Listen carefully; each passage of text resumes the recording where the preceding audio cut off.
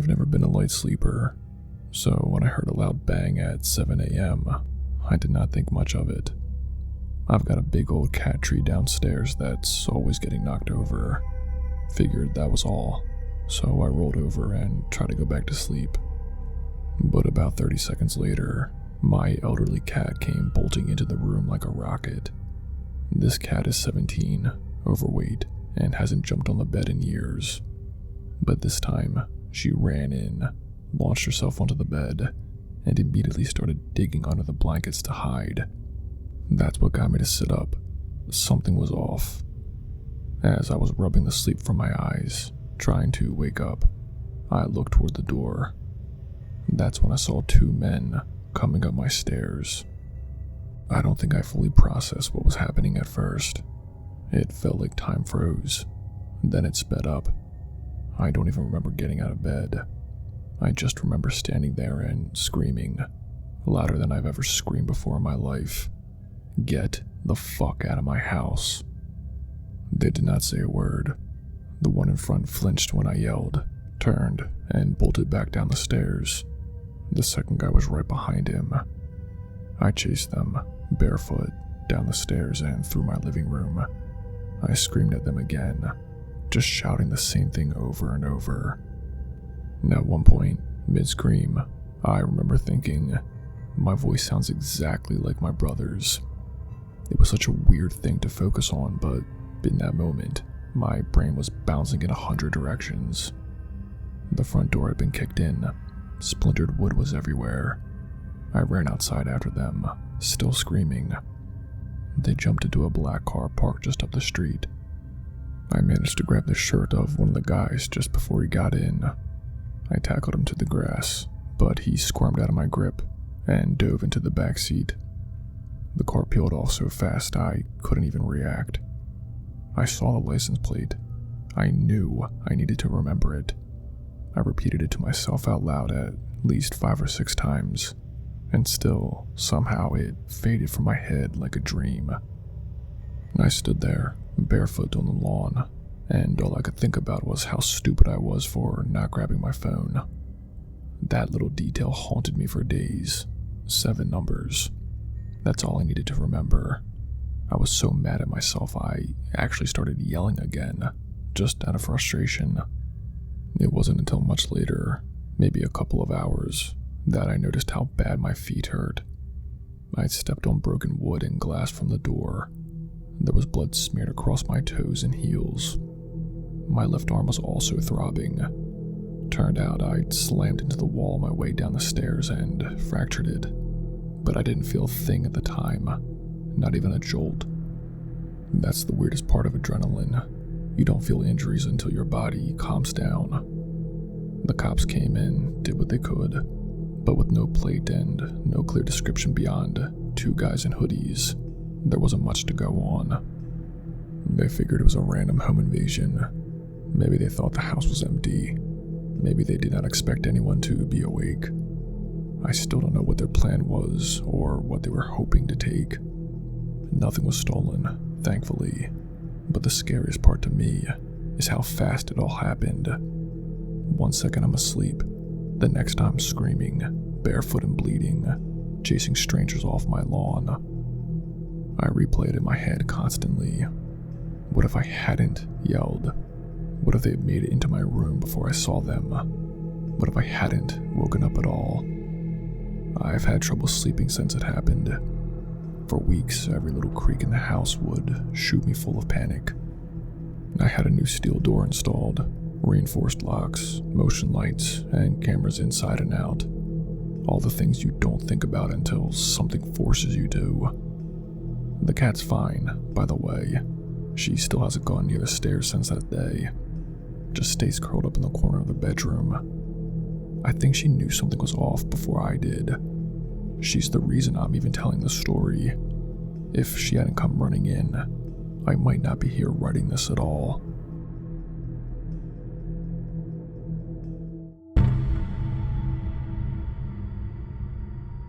Hey, I wasn't sure if this story would even be worth telling, but it's something that still messes with me, even though it happened over a year ago. At the time, my boyfriend Jay and I were staying with two of his friends, Jim and Jeremy, at their apartment. We were in between places, and they had a spare room, so it worked out for a bit. Nothing about the apartment or area felt sketchy. If anything, it was just a quiet, older building that had seen better days, but it was mostly families and younger people. That night, Jeremy had left to go grab something from a friend's place. I don't remember exactly what it was, but he said he'd be back in an hour. Jay and I decided to go to bed not long after he left. It wasn't even that late, maybe around 11:30. A few minutes after we lay down, I heard a knock on the front door. Jim was still up, and I heard him get up to answer it. I assumed it was Jeremy for getting his keys, but the knock felt wrong. Just something about the way it sounded. I don't know. What I didn't know at the time was that Jeremy had forgotten his keys, and two guys who also lived in the building were waiting outside with him. From what we learned later, they forced Jeremy to knock so it wouldn't seem suspicious. I heard some muffled talking from the living room after the door was opened, followed quickly by what sounded like shoving or someone getting slammed into a wall. I sat up immediately and whispered to Jay to wake up. He was groggy but alert pretty quick, and just as he sat up, we heard someone yell, loudly mind you, "Get down, get the fuck on the ground." Then another voice joined in, yelling something similar. Definitely two people. Jay wanted to open the door and see what was going on, but I begged him to stay with me. I had no idea what was happening out there, but I knew opening that door was a bad idea.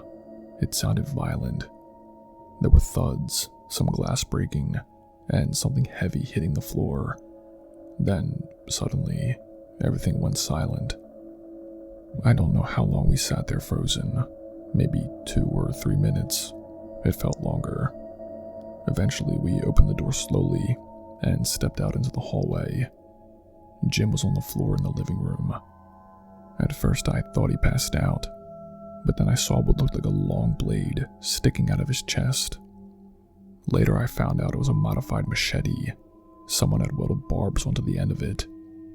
He wasn't moving, and Jeremy was crouched down next to him, already on the phone with 911. He looked like he was in complete shock. The building did not have a buzzer system, so when the police got there, Jay went down and let them in. After they got upstairs, they separated all 3 of us. Jay, Jeremy, and I were each placed in the back of a different squad car, while the paramedics came in to try and help Jim. They worked on him for maybe a minute before they stopped. I knew he was dead, even before they loaded him into the ambulance. They did not leave right away. The ambulance just sat there, and nobody looked like they were in a hurry anymore. Eventually, the police drove us to the station for questioning. They did not let us speak to each other at all during the entire process. I sat in a small room for hours before they even asked me anything. Most of their questions were about whether we knew the 2 guys who forced their way in, which we didn't. I had never seen them before. After about 12 hours of sitting and being questioned, they finally told us we could go, but we weren't allowed to return to the apartment since it was now a crime scene. They dropped us off at a Tim Hortons. I did not even have my shoes. None of us had our wallets or phones.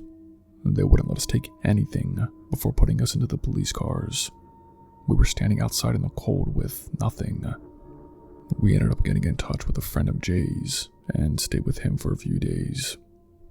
I did not sleep much, couldn't eat. Every sound made me jump. I kept replaying the moment we had heard that yelling through the door. 4 or 5 days later, we were allowed to go back to the apartment. The first thing I saw when I walked in was a bloodstain on the floor where Jim had died. It wasn't just a small pool. It had soaked into the wood and partially dried into the grout of the tile. I had to clean it. No one else was going to do it. That was the hardest part. I regrettably still think about that night more than I want to. We never got a clear answer why the 2 guys targeted the apartment, I heard later from one of the neighbors that they had problems with Jeremy in the past, but I don't know the details. All I know is that one stupid decision, Jeremy forgetting his keys, led to someone dying, and we were just one locked bedroom door away from it being worse. I never felt safe in an apartment since then.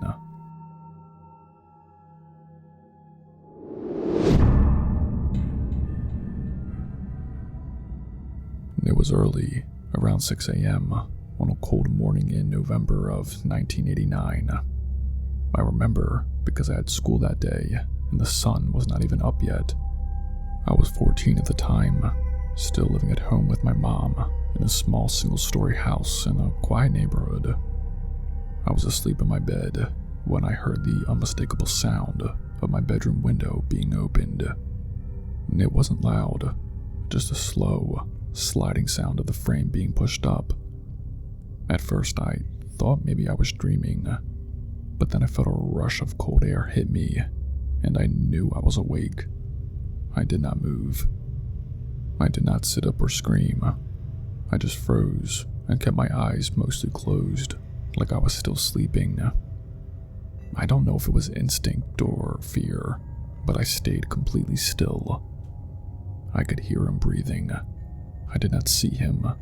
My bed was across the room, but I could hear the breathing and then the subtle sounds of someone trying to squeeze through the window.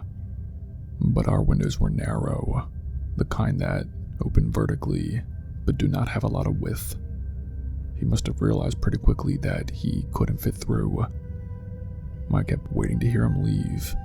It felt like minutes, but it was probably less than one.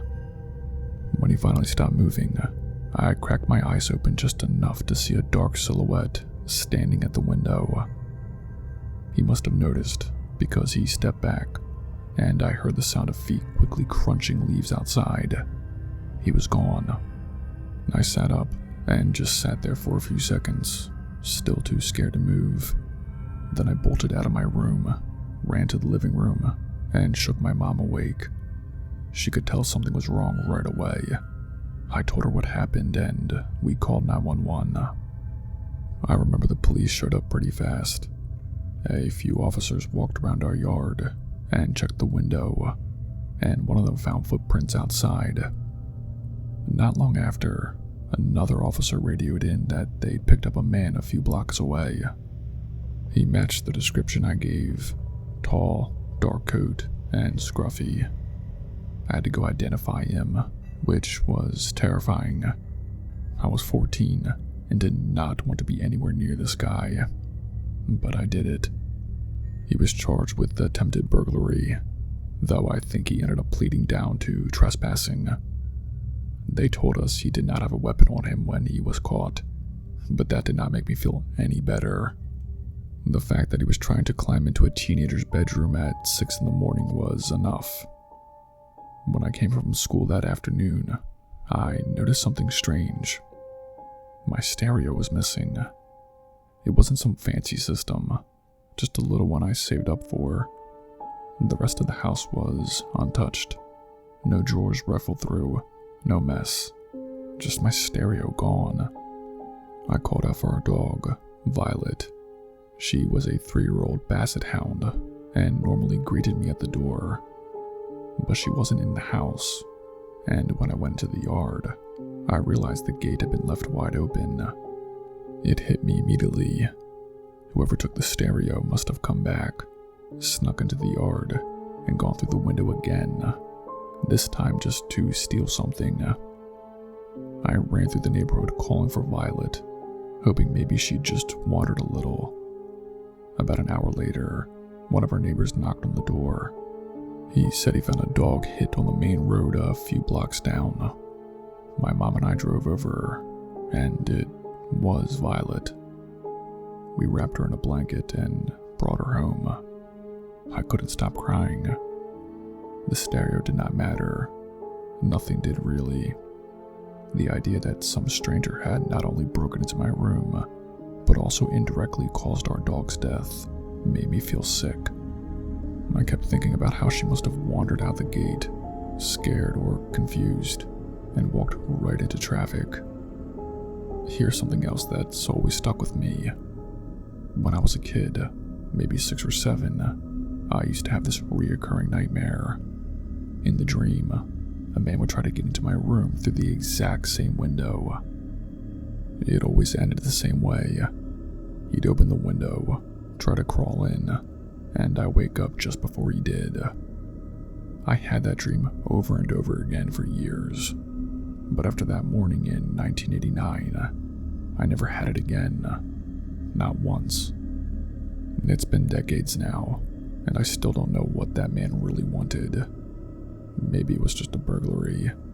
Maybe he saw me through the window one day. I try not to think too hard about it, but I haven't slept with my window unlocked since, and I don't think I ever will.